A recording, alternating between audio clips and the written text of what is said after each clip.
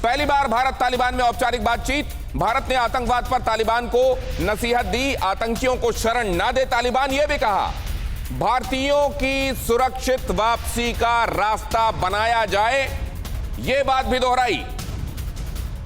इससे जुड़ी यह इंफॉर्मेशन देखिए और उसके बाद मैं अपने मेहमानों के पास वापस आपको लेकर चलता हूं। मान्यता देना और बातचीत करना, इन दोनों बातों में फर्क है। भारत तालिबान मुलाकात, क्या हुई बात, ये इसलिए समझना जरूरी है ताकि आपको यह समझ में आए कि भारत और अफगानिस्तान दोनों ही तरफ से कंसर्न क्या क्या है।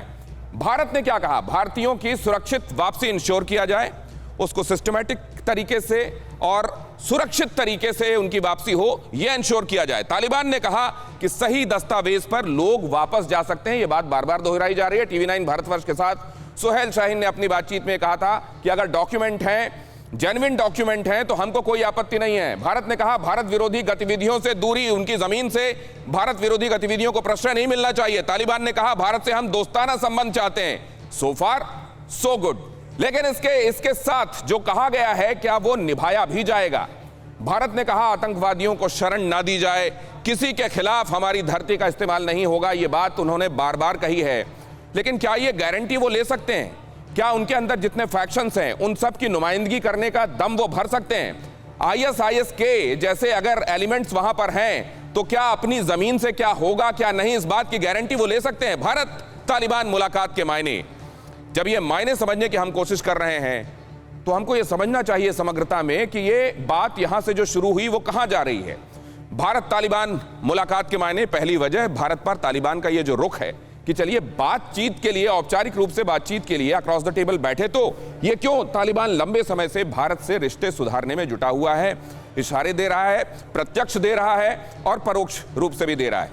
2019 में तालिबान ने कहा था कि कश्मीर भारत का आंतरिक मसला है और इसमें हम कोई मदाखलत नहीं करेंगे क्योंकि ये उनका इंटरनल मैटर है और ये भारत के पक्ष को सुदृढ़ करता है और इस हिसाब से सूट करता है। तालिबान कश्मीर पर पाकिस्तान का सपोर्ट नहीं करेगा, ये बार बार उसने बात कही है। ये बात और है कि वहां नीलम शेख जैसे कुछ नेता हैं जो ये कहते हैं कि हमको तो तोहफे में दे देगा कश्मीर उसको जीतकर। भारत को विश्वास में लिए बगैर 2019 में तालिबान से बातचीत शुरू की अमेरिका ने, ये बात आप जानते हैं।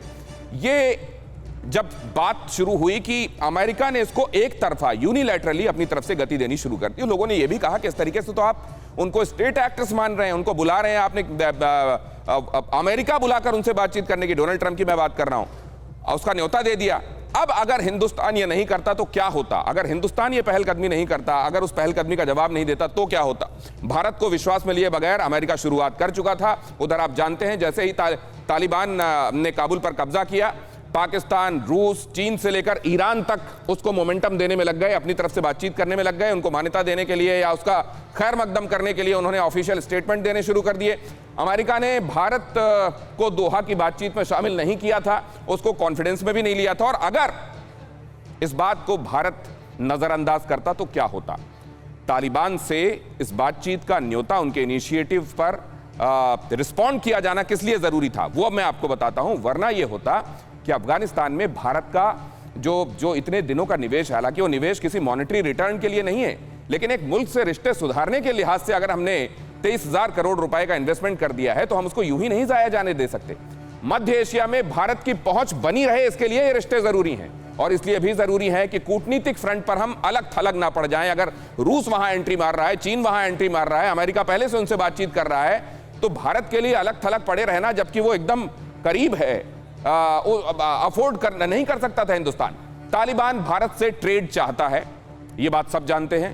अब उधर के कंसर्न क्या है वो मैं आपको बता रहा हूं, और भारत विरोधी साजिश ना हो, ये भारत का कंसर्न है। लिहाजा यहां पर एक सिचुएशन ऐसी बनी जहां बातचीत करना विन विन सिचुएशन जैसा था। अब पाकिस्तान जैसा मुल्क, जहां पर आप जानते हैं कि वहां के विदेश मंत्री पूरी दुनिया में घूम कर यह दिखाने में लगे हुए थे कि कहीं वो तालिबान के विदेश मंत्री तो नहीं है, अब वो मुल्क ये कह रहा है कि हम आइसोलेशन में कोई निर्णय नहीं लेंगे, हम देखेंगे पहले क्या कर रही है बाकी की दुनिया और उसके बाद तय करेंगे हमें क्या करना चाहिए। और ऐसे में जाहिर है मान्यता अभी बहुत सारे मुल्कों के लिए बहुत बड़ा सवाल है। इसको लेकर शीलकांत जी का रुख क्या है, जरा वो समझने की कोशिश करते हैं। शीलकांत साहब, मान्यता कितना महत्वपूर्ण है और कितने दूर की कौड़ी है? देखिए, मान्यता के दो पहलू हैं। एक तो जिसे कहते हैं डी फैक्टो और दूसरा डी ज्योर। जी। मतलब एक तो रियलिटी में आप मान रहे हैं कि ये है वहां पे, और दूसरा लीगली एंड ज्यूरिडिकली आप मान रहे हैं कि वो है वहां। तो अब जो सिक्योरिटी काउंसिल में रेजोल्यूशन आया है और उसमें उन्होंने तालिबान से कहा है कि अब अफगानिस्तान में ये कीजिए वो कीजिए, तो एक परोक्ष रूप से तो ये मान रहे हैं कि वो वहां हैं, तभी तो उनसे कह रहे हैं वो। और परोक्ष रूप से सिक्योरिटी काउंसिल का रेजोल्यूशन जो है वो डी फैक्टो इस जो सिचुएशन है उसको मान रहा है। राइट। पर डी ज्योर रिकॉग्निशन जो है वो डिप्लोमेटिक पार्लेंस में बहुत देर लगाता है, टाइम लगता है, हर एक राष्ट्र अपने हिसाब से करता है। और जैसा कि अमेरिका से खबरें आ रही हैं कि उन्होंने कहा नेटो और अमेरिका के अलाइज वो इकट्ठा डिसीजन लेंगे, अकेले डिसीजन नहीं लेंगे। तो जो अंतर्राष्ट्रीय समुदाय है वो इसमें क्या डिसीजन लेगा, उसमें ये सब धारणाएं हैं जिनकी आपने चर्चा की है कि तालिबान क्या कर रहे हैं, इस पे वो निर्णय जो है वो निर्भर करेगा कि वो अफगानिस्तान में जो सिचुएशन है उसको कैसे शांतिपूर्वक बना सकते हैं। अभी देखिए वो जो वादा तो कर रहे हैं, लेकिन ग्राउंड में सिचुएशन ये है कि उनके जो लड़ाके हैं वो बंदूक लेके, गन लेके घूमते हैं और बीच बीच में हवा में फायर कर देते। तो अगर आपकी कार रोक के आपको देख रहे हैं तो दिन में तो दहशत है ही आपके। सही बात है। तो जो बहुत से लोग वहां से आए हैं वो भी कहते हैं कि उनकी लाइफ एक बिल्कुल कगार पे खड़ी थी कि अब चले कि अब चले। राइट। तो ऐसी स्थिति में अगर तालिबान उस अपने देश को रखना चाहते हैं, राइट, तो ये तो स्वीकार्य नहीं होगा। दूसरी बात यह है कि वो उनका जो सारा एटीट्यूड ये है कि आपको क्या चाहिए और जो हमें चाहिए वो उनकी गरज, वो समझते हैं कि हमारी गरज हो गई वो। और उनका जो पूरा एटीट्यूड है 20 साल का वो ये है कि किसी की जो गरज है उसको दबा लो, उसको लेके। तो एक किस्म की बंधक प्रवृत्ति है कि किसी को बंधक बना लो। तो जो भी वहां है वो बंधक है साहब, अब हम आप उसके लिए नेगोशिएट करेंगे। राइट। तो ये जो जबरदस्ती की जो बात है ये उनके इमेज को नहीं बनाती। फिर जो बड़े बड़े नेता हैं उनकी मतलब क्या आपकी बात को मैं ये मानूं सर कि हम लोग या कोई भी मुल्क फिलहाल, ज्यादातर मुल्क चीन को छोड़ दें अभी फिलहाल, तो वो लोग, और अगर पाकिस्तान भी ये कह रहा है कि हम अभी आइसोलेशन में कोई डिसीजन नहीं लेंगे, क्या अभी तालिबान से बात करना एक उसकी न्यूसेंस वैल्यू की वजह से लोग ये अप्रोच कर रहे हैं? क्या मैं इसको ऐसे समझूं? क्या देवरे साहब के पास जाकर इसको समझता हूं। सुधीर देवरे जी, क्या फिलहाल तालिबान वहां काबिज है और उसमें एक न्यूसेंस वैल्यू है, इस वजह से उसका एहतराम हो रहा है? नहीं, सिर्फ न्यूसेंस वैल्यू नहीं है, क्योंकि ये तो सत्य है कि आज उन्होंने अफगानिस्तान में अपना पूरा करीब पुनः अपना कब्जा किया है। हमें पहले नहीं बुलाया गया, दोहा में तो सिर्फ अमेरिका और उनकी बात हुई थी, बाद में भी 4 देश अभी हाल ही में मिले थे, उसमें हमें न्योता नहीं दिया था। ये हो सकता है उस पर पाकिस्तान का भी काफ़ी प्रेशर हो कि भारत को इसमें न बुलाए, मगर हमारे जो इनफॉर्मल पहले टॉक होते रहे तालिबान के साथ, और अब कल जो दोहा में हमारे राजदूत और उनके जो स्तानकाजी जो उनसे बात हुई, वो तो हमने उसके बारे में तो पूरा जिक्र भी किया है। तो आई थिंक ऐसे हम नहीं कह रहे कि अभी तालिबान के साथ हम बात नहीं कर रहे, ऐसे तो हम नहीं मानते, तो बात हम कर रहे हैं। एक किस्म की जो आप कहते हैं मिनिमल एंगेजमेंट तालिबान के साथ वो हो रही है।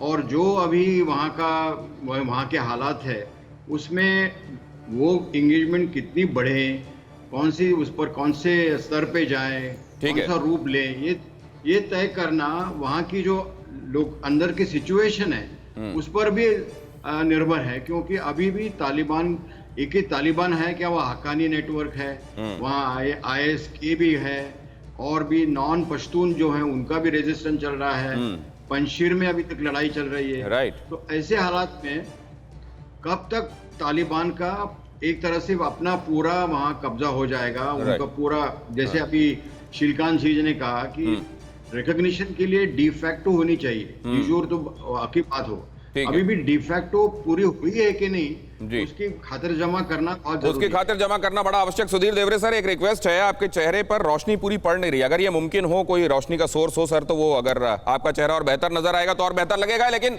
ये अहम खबर बताता हूं आपको और उसके बाद चलता हूं मेहमानों के बाद। यूनाइटेड नेशन फिक्र आपकी, सोमवार से शुक्रवार रात 9 बजे सिर्फ TV9 भारतवर्ष पर।